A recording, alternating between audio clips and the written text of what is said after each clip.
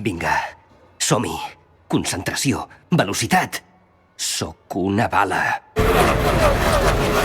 Sóc més ràpid que el vent, més veloç que el pensament. Sóc un llamp. Oh, i tant. En llamp ja està a punt. Benvingudes i benvinguts a les aerodinàmiques aventures d'en Llamp el McQueen Cachau. Un automòbil molt auto, però encara més mòbil, que viu en un univers creat, dominat i governat per automòbils. Un univers on l'entreteniment per excel·lència no podia ser un altre que les curses de cotxes. Curses on només corren cotxes, i el públic són cotxes, i els mecànics són cotxes, i els comentaristes són cotxes, i les vaques són cotxes, i tots són cotxes, cotxes! Quin va parir el somni humit d'en Jaume Collboni? Ha fumat mai un porro? Sí. La qüestió és que d'aquestes curses la més famosa és la Copa Pistó. Una copa que està a punt de guanyar el nostre protagonista, si no fos que no guanya. Perquè per culpa del seu ego acaba empatant amb els seus rivals més trivials. El rei, un cotxe a la mar de noble i correcte, i en Chick Hicks, un cotxe a la mar d'imbècil i menyspreable, que a sobre és de color verd i té bigoti.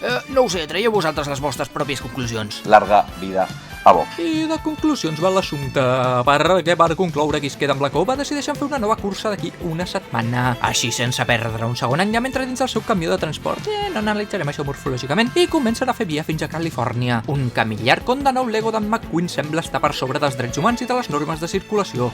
Escolta, no crec que pugui aguantar tota la nit. I és clar que podràs, Max. Saps què farem? Jo no dormiré, tampoc. I vostè s'ho va creure, espècie de moneda falsa? Perquè per no deixar descansar el camió que el portava, aquest s'adorm. Les comportes s'obren i en Llamp es perd enmig de la ruta 66. Com es fa la mateixa pregunta? On és en Llamp McQueen? On és en Llamp? Doncs jo us ho explico. El nostre amic el Cachaus està detingut. I és que ha estat retingut per rebentar tot el paviment d'un petit poblet anomenat Radiador Springs. Així va a judici on és condemnat. Condemnat a subscriure's al canal de YouTube de Te'n fem 5 cèntims, on resumidament faig resums. Com us l'heu menjada? 1.000 milions de llamps i trons, li faré una cara nova. La condemna a reparar totes les destrosses provocades la nit anterior, però això és només una excusa per presentar-nos la resta de personatges del film. I ells són... Matt, com el seu futur millor amic, perquè bàsicament és l'únic que l'aguanta. Sí, com tu mata, però sense el tu com te dius? Sally, com l'interès romàntic d'en Llamp, que ens demostrarà que a Pixar encara li faltaven uns anys per crear bons personatges femenins. Doc Hudson, com el metge barra mecànic de la localitat, que guarda un secret tan secret que en un minut el descobrirem. Els germans italians, que no sé si són germans, però sí que sé que són italians, i ens demostraran que els estereotips racistes poden ser graciosos si aquests són vehicles en vida. Què t'he dit parlar, Ma, con qui estàs No, ja tindràs temps per riure, Guido, ja tindràs temps. I pels altres personatges una bona culleradeta de mel. De mel la sua. Menys pel cotxe de policia, que spoiler, és policia. I ja està. Ja està. Sí que, com sigui, en Llamp comença amb la seva condemna, només que el tema d'asfaltar no el porta gaire bé. Veient, doncs, el desastre que ha fet, en Doc li proposa un tracte. Si el guanya en una cursa, podrà marxar, però si perd, haurà de tornar a començar i deixar-ho tot més que perfecte. Així els dos vehicles amb l'ego com a benzina s'enfronten. I en Llamp perd. Com és això possible?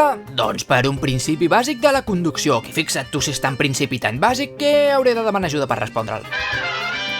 Segales i segals, l'amic 5 cèntims té problemes amb el món del motor? No patiu, que jo me n'encarrego.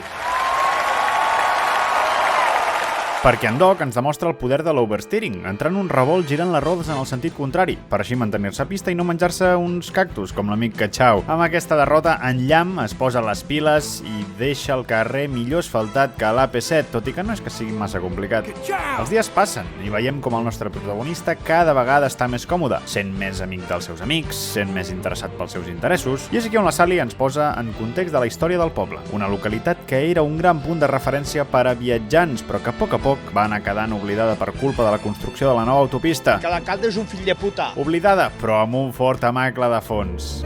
Pels carrers ja costa veure algú. El poble no els fa falta, ja no ve ningú. Tens bons motius per anar-te'n lluny d'aquí.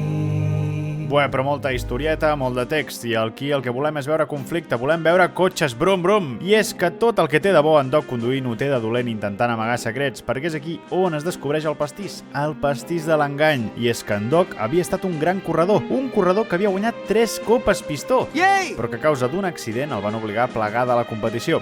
En McQueen flipa més que veient un diputat treballar, explica el secret a tot el poble i reclama que li ensenyi tot el que sap. En Hudson es conta cabreja per la situació i creient que tots els cotxes de carreres són iguals i d'egocèntrics i manipuladors, avisa tota la premsa perquè s'enduguin el maleït llamp a córrer la cursa. És el millor per tothom, Sally. El millor per tothom o només per tu?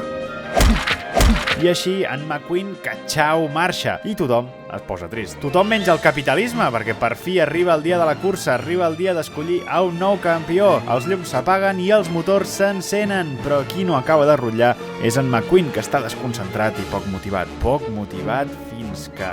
No he vingut fins aquí per veure com tires la tovallola. Sí, amigues i amics, apareixen els nais, apareixen els bros i ara sí que pot començar la cursa. Ara sí que pot començar el regnat del llamp. A treballar, nois, que és tard i vol ploure. No perdis el temps, corre per ser el primer.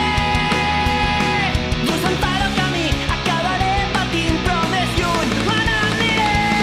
Ho aconseguirem, sé que l'entraparem, però si no ets tu no val la pena, així que seguiré si cal, encara més enllà. Tot va sobre rodes. Les parades a boxa són un èxit gràcies als italians i en McQueen, el catxaus, està a punt de travessar la línia de meta. Però el maleït feixista automobilístic d'en Xics fa xocar el rei, deixant-lo completament destrossat. En Jan frena en sec. En Xic ha guanyat. Colla de pirates, mariners d'aigua dolça, carcamals, bandit, nigromàntic, mala bèstia. Però això importa poc, perquè en un gest de maduresa i esportivitat el nostre jove protagonista acompanya el rei fins a la meta. El rei ha d'acabar la seva última carrera. Així suen fortament del falangista bigotut. Els patrocinadors més patrocinadors del món patrocinador li fan una oferta de patrocini al llamp. Una oferta per omplir-lo de glòria i de diners i una oferta que acaba declinant, perquè com en Toretto, l'amic Catxaus ja té una nova família. I fins aquí al final, i gràcies a la fama d'en Llamp, el McQueen's Catxaus, el poblet de Radiador Springs s'omple de joia i alegria, més o menys com el meu cor d'agraïment per la participació del gran López Norman. Us convido a seguir-lo de ben a prop amb els enllaços de la descripció. No té pèrdua, teniu la meva benedicció. I si voleu més vídeos podeu fer m'agrada, compartir-ho, seguir-me a les xarxes socials, escriure els comentaris que us agradaria que resumís. S'intentarà fer el que es pot, però no sé si es podrà fer tot el que s'intenta. Moltes gràcies i fins aviat. Xau, xau, xau, xau. Adéu, Andreu. Jo no em dic Andreu! Com et diguis, doncs.